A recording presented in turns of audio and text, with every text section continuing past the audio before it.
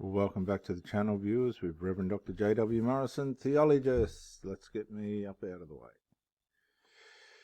There I am, if you're wondering where I am. We're going back to Judges 17. We've got all sorts of stuff going on. If you weren't here for the last video, the mother cursed the person that stole the money, the 1,100 pieces of silver. We found out that by domestic culturalization, Micah had lost his way with the Jewish ways of life. His mother cursed the person that stole the money, which was the son. This happens a lot in modern day single mother world. And I have the silver here with me. I took it, and he, by way of the curse, brought it back out of fear. The mother failed to chastise him. If you love your children, you will correct them. If you don't love them, you won't correct them. It's as simple as that. And therefore, the mother, in her foolishness, she blessed the son in the name of the Lord and didn't chastise his evil, which is a big problem in society today with single mothers who don't know how to raise their children properly. 80% of young boys in the boys' home system or jails are from single mother homes. And viewers, if we look at Proverbs 17:25, we see a foolish son is a grief to his father, and bitterness to her who bore him. Don't worry, there's a lot of single mothers that spoil their children, but they resent them and have bitterness towards them because they allow these children to interfere in their private lives. And they bring that upon themselves. Foolish son is a vexation to his father, and bitterness to her who bore him. I think bitterness is a key word when it comes to the feminine, because women are very resentful and bitter. And to look at it, if we're looking right through it, the only change of word was embittered rather than bitterness. And it just seems so consistent. A foolish son brings grief to his father and bitterness to her who bore him. Goodness gracious. And she, missing this person's evil, not just disciplining the child, is bringing up a foolish son. Now, it goes further than this. And you can't blame the children. You've got to blame the parents. This is the whole thing, viewers. We try and blame the children and all this sort of thing. And I guess there's an element of evil involved with the children. But at the end of the day, you've got to look at yourselves. We've got to look at ourselves as parents. When he'd returned the 1,100 shekels of silver to his mother, no mention of the father. Isn't interesting, isn't it? A lot of these younger men will hide from their father. And they'll sleaze around their mother, and she buys into this. This can, again, cause the covert emotional incestual bond against the father. The father can be in the house while there's covert emotional incest. They'll just hide it from him, and they'll be scheming and backbiting the husband and undermining him, and they'll get money off her, and he won't know, and she'll get them drugs, and they begin to rebel against the man in the house. They undermine the authority in the house. They demasculinize the man of the house, and they're having an emotional affair, the mother and the children. Now, there's no mention of the father here, which is really serious, but when he had returned the 11 shekels of silver to his mother, not his father, no mention of the father. I wholly dedicate the silver to the Lord for my son's benefit, right? Now she's gone one step further. She's grandized the kid. It's still has not disciplined the evil. So she's left the evil seed inside him, and now she's stroking his ego. This is how silly these single mothers are. Guess what happens when you inflate someone's ego? Look in Habakkuk 2:4. The just shall live by faith. Look, his ego is inflated, and what's the result? Viewers, you're looking at it with your own two eyes. When the ego is inflated, you lose integrity. It undermines your integrity. You think these mothers would know that, wouldn't you? No, they don't. When the ego is inflated, integrity is deleted out of the soul of that person. You're not teaching them anything. He hasn't been chastised. He's been inflated. His ego's being inflated. Look, I'm going to dedicate all the silver which my son stole and brought back because he was scared of the curse, and use it for his benefit. Oh yeah, which is grand, and it's for the Lord. But now look how confused and dysfunctional and demonic and how dark triad influence these people are. I'm going to make a graven image and a molten idol. Now, what would you do, viewers, if you were the son at this point, right? And your granddad was Moses, your uncle's Aaron. At this point, what would you do? You know what I'd do? I'd say, please, no. No, Mum. Don't do that, Mum. And therefore, I will now return it to you. And see, after having himself grandized,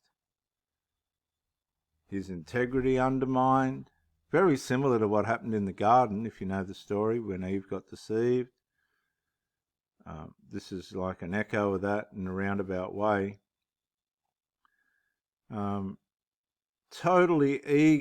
See, these mothers, they grandize the golden child. Oh my God, the damage it does. Ladies and gentlemen, please chastise evil.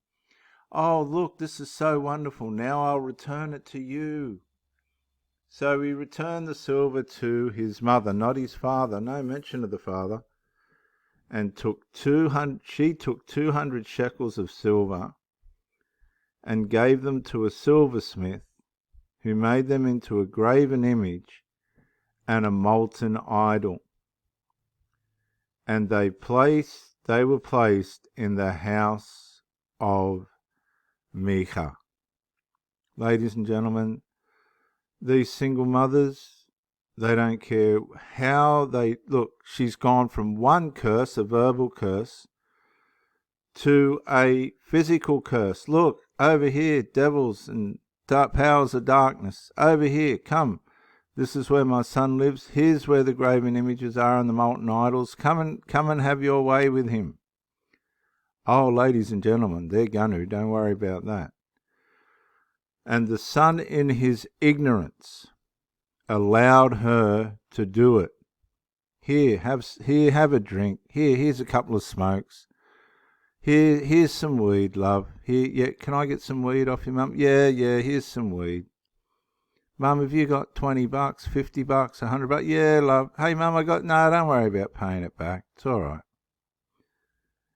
You know, it just goes on. Ladies and gentlemen, this is happening in Christian households as well. I'm sorry to break the bad news. Oh my God. The covert emotional incest, right, guys? This emotional enmeshment between mother and son, the evil that comes out of it is second to none, honestly. Now, this man, Micah, had a shrine. Now, this is sacrilege. And he made an ephod and some household idols. Like, see what I mean?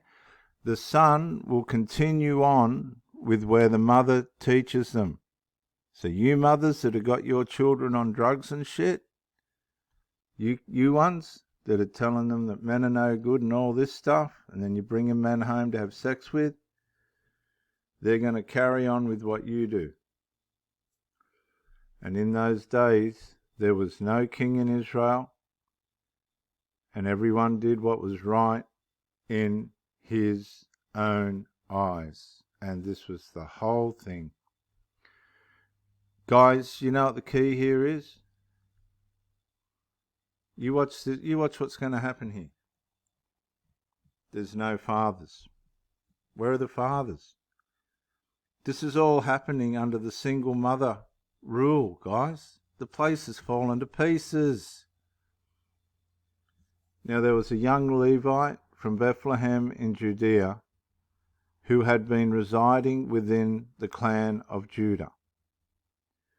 Obviously very young and possibly undertrained or not fully trained. And this guy would be from his uncle's lineage, Aaron. This man left the city of Bethlehem in Judah to settle where he could find a place. Now these people were assigned to be ministers and counselors and all this sort of thing. And as he travelled, he came to Micah's house in the hill country of Ephraim. Very interesting, isn't it? Let's see what happens.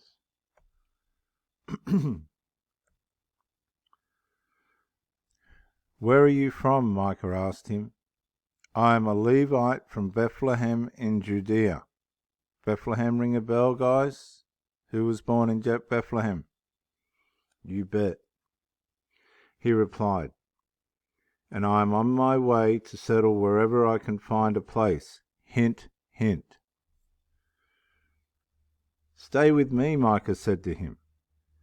And ladies and gentlemen, here's the punchline.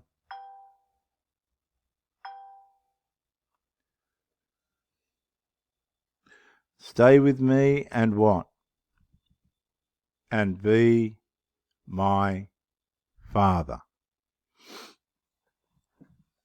That's the proof that all this trouble that's gone on before this, the guy never had a father. And he's just followed his mother. And the priest and I will give you 10 shekels of silver per year.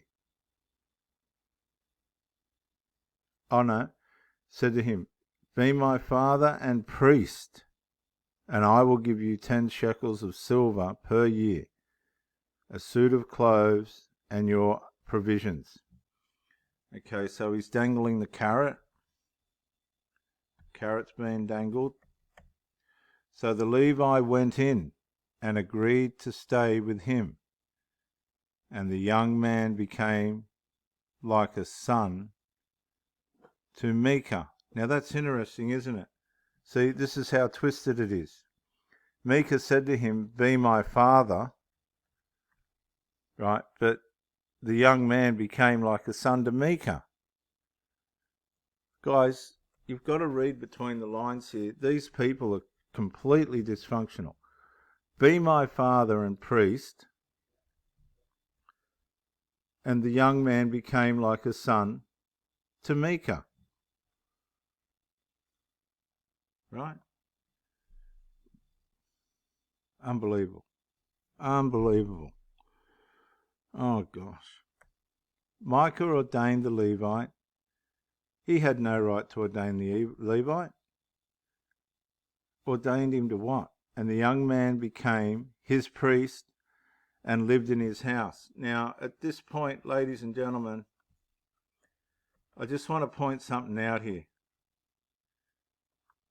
The Levite would have known that idols are forbidden.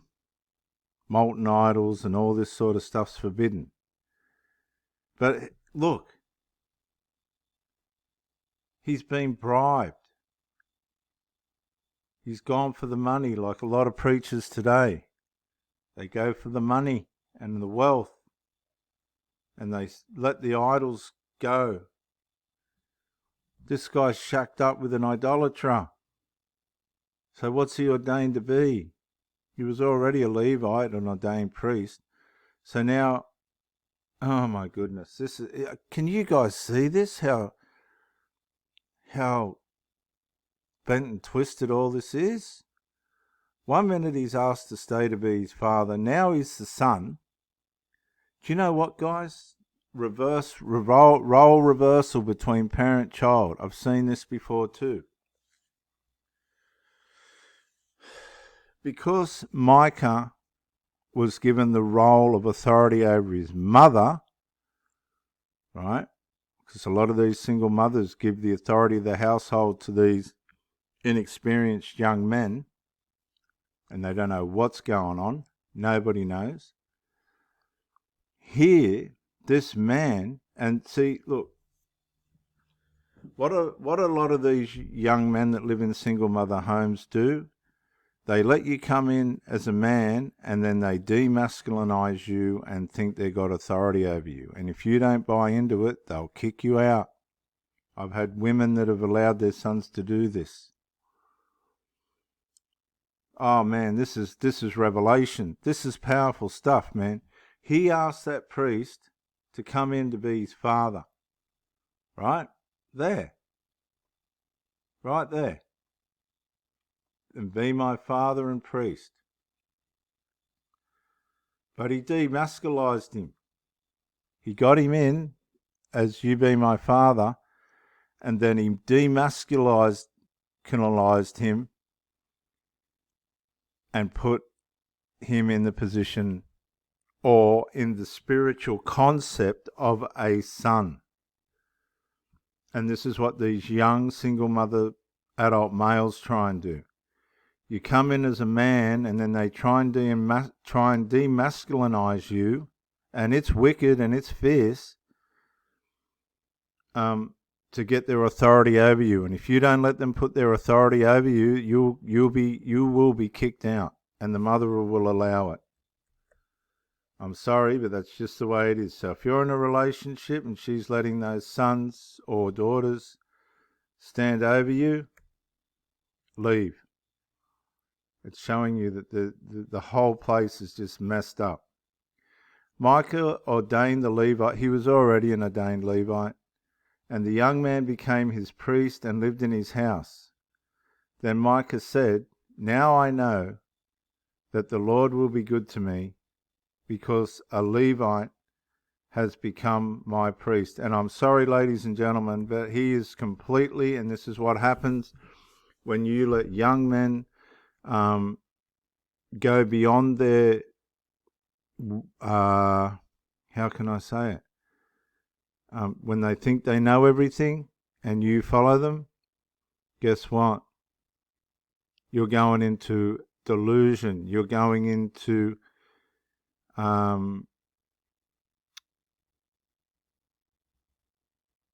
you're going to be misled. You cannot let these young people guide you. They don't know. This guy's got idols and things set up in his house. You've got these young blokes that smoke dope and drink alcohol and take tablets, and they've got fucking depression and all this other mental health stuff, and they think they're going to put it over you? No. No, they need the strength of men, but these serial covert chameleons, no, they're not going to allow that. They won't even say that. I've had single mothers that won't even speak up and go, "This man's decent." They won't do it. And by the time they decide that they're going to, you're out of it anyway. You couldn't care less. They've disrespected you for months and months. Oh, mate, it's a circus out there. So Micah ordained the Levite. He was already an ordained Levite. And see, they run away with their authority. And the young man became his priest and lived in his house. Wrong. He wasn't any longer a minister of the Lord, because there was idols and molten images and other images that Micah made, which is representative of drugs, alcohol, medications, and all the others, snort, and other drugs that they're taking now that are killing them. Smokes. And then Micah said, "Now I know the Lord will be good to me, because a Levite has become my priest." And he has used the whole thing to try and manipulate the Lord. And that's what a lot of Christians are doing today. You cannot do anything to make God happy or stop him from being sad, except have faith in the Lord Jesus Christ. Anything else will turn you evil. It will turn you evil.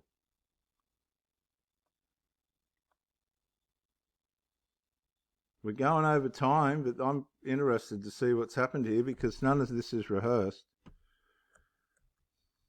I don't like rehearsing things because it just makes it too difficult. What have I done? No. I don't want that. Come on. Don't play up on me now. There we go. We're in Judges 18. Now in those days Israel had no king, which it said earlier.